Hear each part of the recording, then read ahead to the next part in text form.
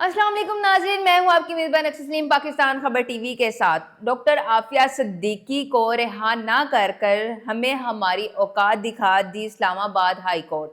इस्लामाबाद में जो कि एक अदालत में पेशगोई की गई कि डॉक्टर आफिया सिद्दीकी के जो रिहाई की खबरें हैं वो काफ़ी वायरल जा रही थी और लोग कह रहे थे कि डॉक्टर आफिया सिद्दीकी को जो है वो रिहा करने की जो है वो खबरें आ रही थी कि डॉक्टर आफिया सिद्दीकी को जो है वो रिहा कर रहे हैं।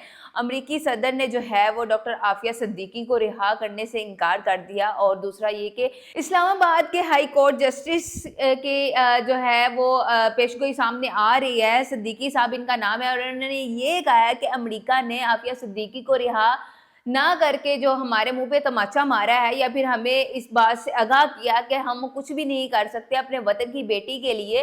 तो ये बहुत ही हमारे लिए एक शर्मिंदगी का बाइस है कि उनकी जो है वो रिहाई जो है वो नहीं की गई।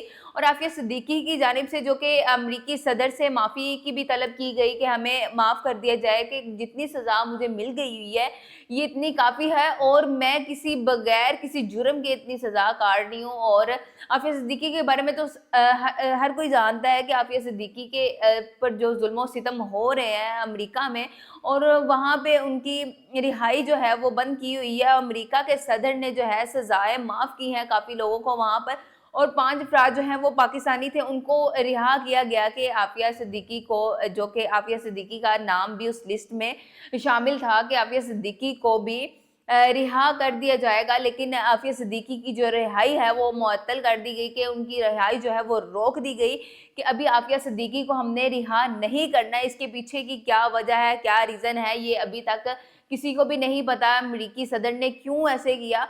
और इस चीज़ को लेकर काफ़ी बहस चल रही है कि आफिया सिद्दीकी की जो है वो रिहाई तो जो है वो सामने नज़र आ रही थी। आज के दिनों तक नज़र आ रही थी कि आफिया सिद्दीकी जो है वो रिहा होने वाली है।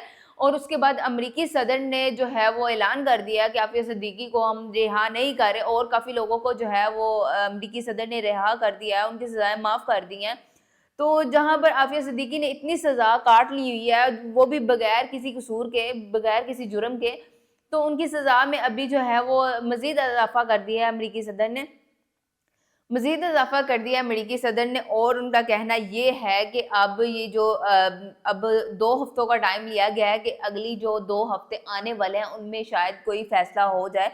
आफिया सिद्दीकी के हक़ में शायद हो जाए या फिर कोई भी अच्छा फ़ैसला हो सकता है। लेकिन अभी फ़िलहाल के लिए अभी उनका जो है वो रिहाई का जो फ़ैसला किया गया था कि उनको रिहा कर दिया या फिर उनकी सज़ा जो है वो हमने माफ़ कर दी है।